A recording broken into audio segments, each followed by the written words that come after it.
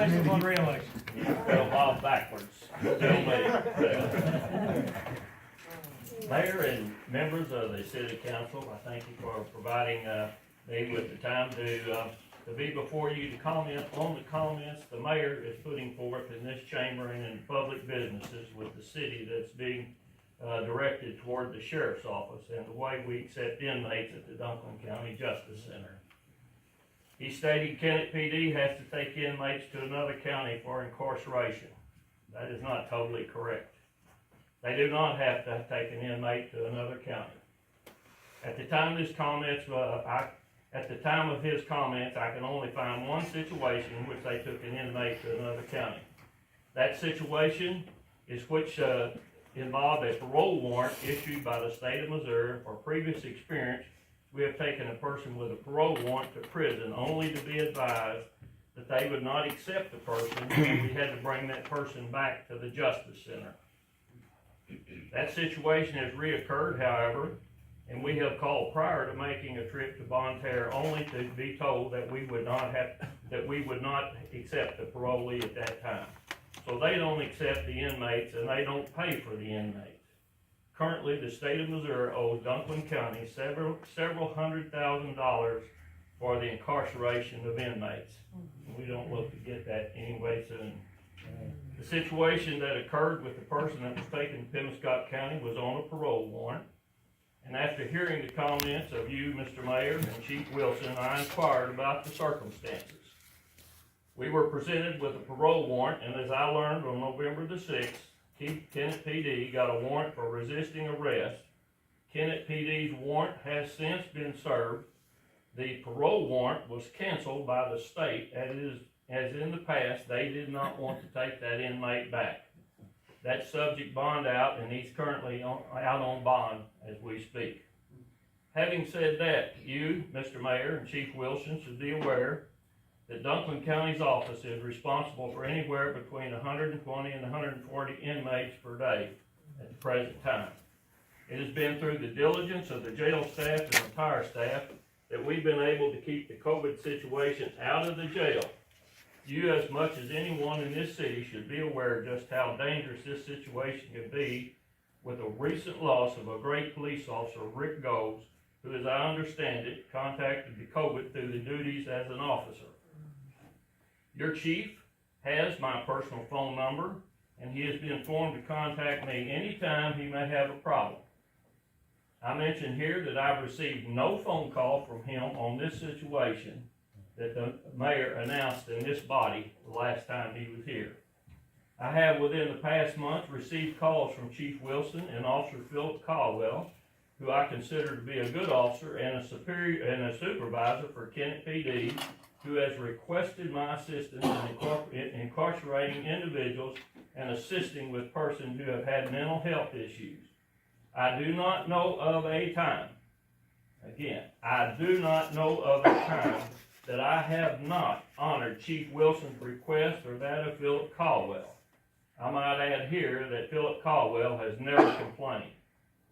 Their request for assistance with persons who, because of a serious nature, have been honored and incarceration has been made. Just to provide you with a couple of examples of out of the ordinary circumstances for which I have been contacted, Chief Wilson calls me by phone and states his officers are dealing with a female who is apparently off medication and has been in the city streets, unclothed, and they don't know what to do if we don't take her. Number one, she's not fit for confinement by statute, and the female needs medical assistance and not incarceration.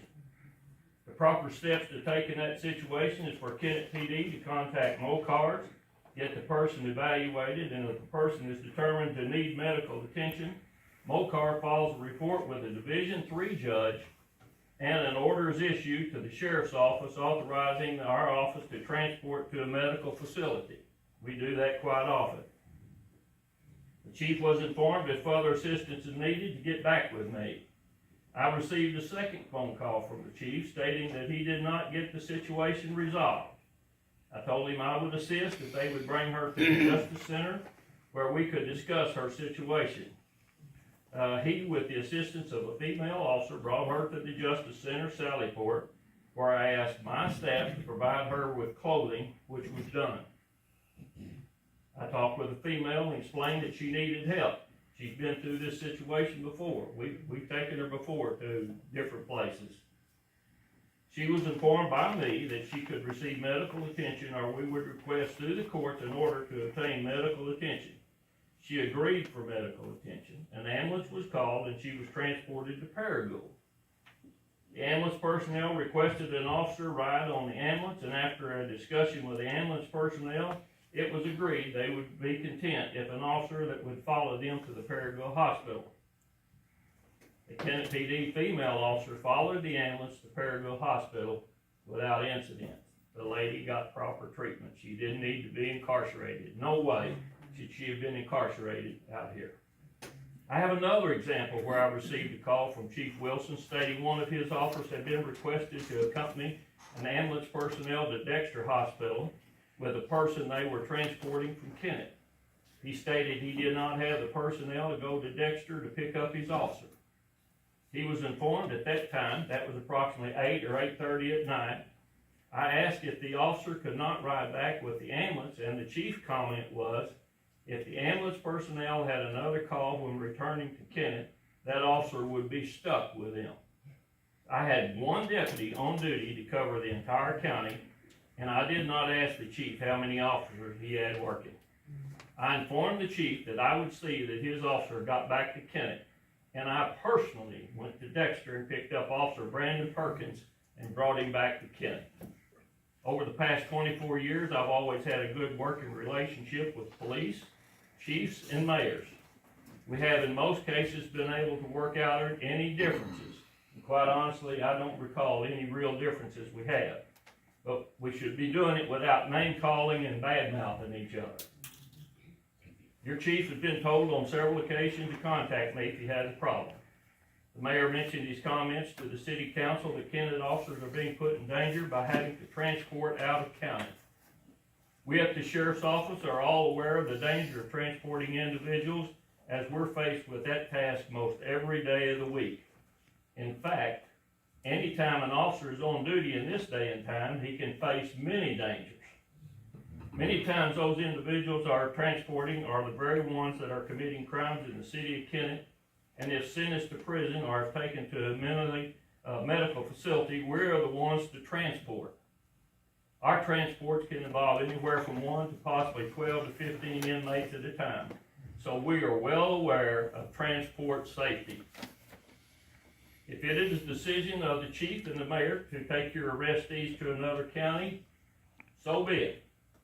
This council should be aware that the cost for incarcerating your inmates in our county in other counties is usually $45 a day. The Dunklin County Justice Center charges $20 per day. And since it's a mayor and the chief have consented to pay $45 a day to another county, I will be asking the county commission to meet with me to discuss the possibility of increasing our daily charge to a higher rate other than $20. In all fairness to the smaller cities, that increase, if any, to the smaller cities will be looked at on a percentage basis, as a number of the small cities have problems in keeping law enforcement officers, and the additional cost of incarcerating an inmate would place a hardship on them. All of our costs of housing inmates have increased, and we have not raised our daily rate. We hadn't really done that in probably 20-something years. This council should also be aware that in most every case where the sheriff's office has been called upon, where the offense is of a serious nature, that I'm aware of the person to be allowed to be housed at the Justice Center. An example, domestic disputes, burglaries, and assaults. And just for information purposes, the Justice Center is currently housing 13 individuals who are awaiting trial for murder. Your chief and some members of the Kennett PD supervisory staff have access to my phone number 24 hours a day. At this period of time, we do not want to jeopardize 120 to 140 inmates, our jail staff, or any officers within the county with incarceration of a misdemeanor. All inmates brought to the Justice Center are quarantined for a period of 10 days before going into general population, and there are times when our quarantine area is full and which restricts us from taking crimes of lesser than nonviolent situation. And an example of a nonviolent situation where a court date can be permissible would be shoplifting. When the COVID situation has been minimized, that subject can then be addressed. We do request from the judges a court date whenever possible for those nonviolent crimes and those with serious medical conditions. Our judges have been totally cooperative in providing court dates for the lesser crimes, and the inmates have been released. In closing, I mentioned to the council that in the month of October, we accepted 30 persons from the Kennett Police Department, with those persons being incarcerated, all of which have gone through our protocol.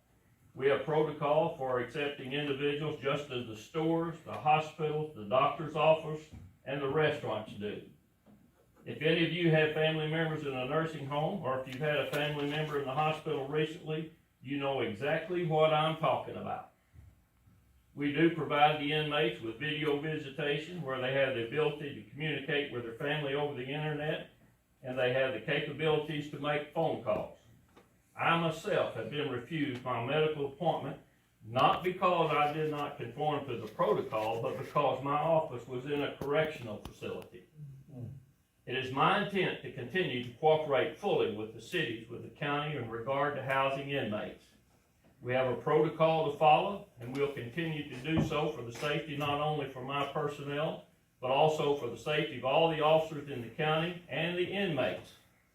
I do not intend to keep silent when the mayor is out in the public asking that a member of my department be fired for trying to keep all concerned safe during this time of the COVID situation.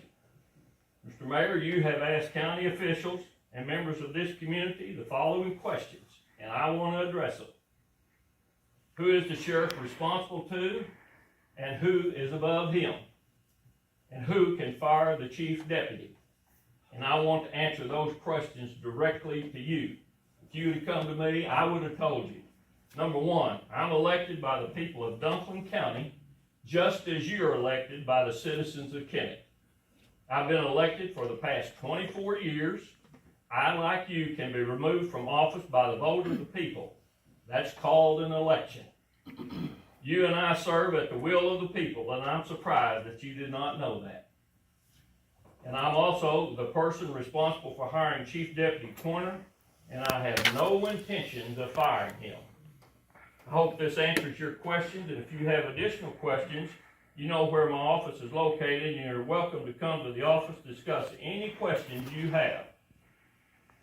And to you, Chief Wilson, I've told you on several occasions to call me if you have questions, and that statement still goes. Mr. Mayor, speaking of a citizen of Kennett and not as a sheriff, I would think that you would have 4 more important problems that need to be addressed with all the closings of the various businesses and factories than worrying about one person that is taken to another county. The idea of increasing incarceration costs by doubling the expense for the taxpayers of the city of Kennett just isn't feasible in my perspective. A man in your position as mayor of the city of Kennett should not be spreading negativity, but should project a positive image and work on solutions that would be beneficial for the city. That would stop the erosion of losses of business within the community. Mayor and members of the council, I do thank you for your time. Thank you. Thank you.